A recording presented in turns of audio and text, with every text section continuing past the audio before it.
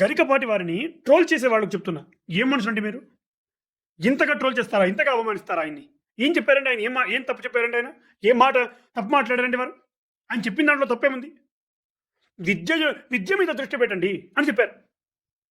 దాని మీద కాకుండా మిగతా వ్యాపకాలపైన దృష్టి పెడితే అలా పెట్టడం వల్ల వాడికి అదే గుర్తొస్తుంది. వాడికి అదే కనబడుతుంది. అవే నేర్చుకుంటాడు. ఎంతసేపు నాకు మధ్యాహ్న భోజనంలో ఏం పెడతారనేటువంటి ధ్యాసే ఉంటుంది. విద్య పైన ధ్యాస ఉండదు. మీరు విద్య పైన ధ్యాస పెట్టండి. క్వాలిటీ ఆఫ్ ఎడ్యుకేషన్ని ఇవ్వండి అనే కదా వారు చెప్పింది. దాన్నే కదా వ్యక్తీకరించే ప్రయత్నం చేశారు. సరే, ఆయన పొరపాటుగా కొన్ని మాటలు మాట్లాడి ఉండవచ్చు. ముమ్మాటికి చెప్పారు.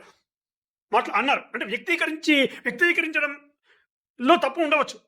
ఆయన ఆయన మీ ఆధునిక విద్యాలయాల్లో లక్షలు పోసి సీట్లు కొంటున్నారు కదా. 1, 3, 2, 6, 6, 3, 3 అంటూ ఉంటారు కదా. అలాంటి ర్యాంకులు ఇలాంటి మధ్యాహ్న భోజన పథకాల్లో చదివేటువంటి పిల్లలకు ఎందుకు రావండి? ఎందుకు రావడం లేదు? మీరు ఒకసారి ఆలోచించారు ఎప్పుడైనా? ఇవి ఆలోచించారు, వీటి మీద ట్రోల్ చేయరు మీరు. ఎందుకు రావడం లేదు? వాళ్ళు కూడా మధ్యాహ్న భోజన పథకాన్ని చేస్తున్నారు కదా. వాళ్ళకి ఎందుకు వస్తున్నాయి, వీళ్ళకి ఎందుకు రావడం లేదు? వేద విద్యాలయాలకు వెళ్ళండి ఒకసారి.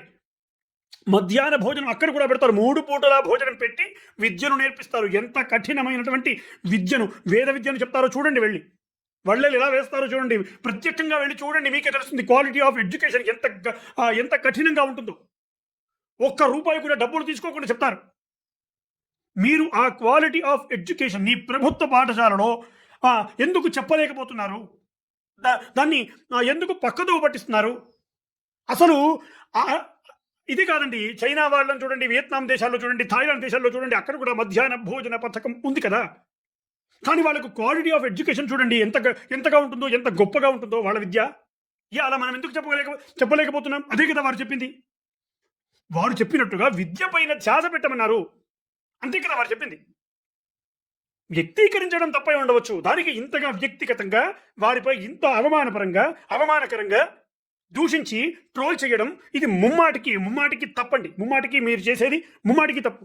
ఇలా ట్రోల్ చేసే వాళ్ళకి చెప్తున్నా, నిజంగానే మీరు కొంపను మునిగిపోతున్నాయని మీరు అనుకుంటూ ఉంటే, ర్యాంకింగ్ వచ్చేటువంటి ప్రైవేటు సంస్థలకు ధీటుగా, అంతకంటే గొప్పగా ప్రభుత్వ పాఠశాలలో కూడా, ప్రభుత్వ స్కూళ్ళల్లో కూడా మధ్యాహ్న భోజనాలు పెడుతూనే, మీకు కావలసిన గుడ్లు అవి పెడుతూనే ర్యాంకులను కూడా తీసుకువచ్చి చూపించండి.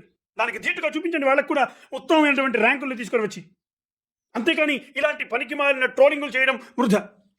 అర్థమైందా? క్వాలిటీ ఆఫ్ ఎడ్యుకేషన్ పెంచండి. దాన్ని పెంచే దిశగా ప్రయత్నం చేయండి. సందు దొరికితే చాలు. ఇలా దొరుకుతారా వీళ్ళని అవమానం చేయడం పని కట్టుకొని చేస్తున్నారు.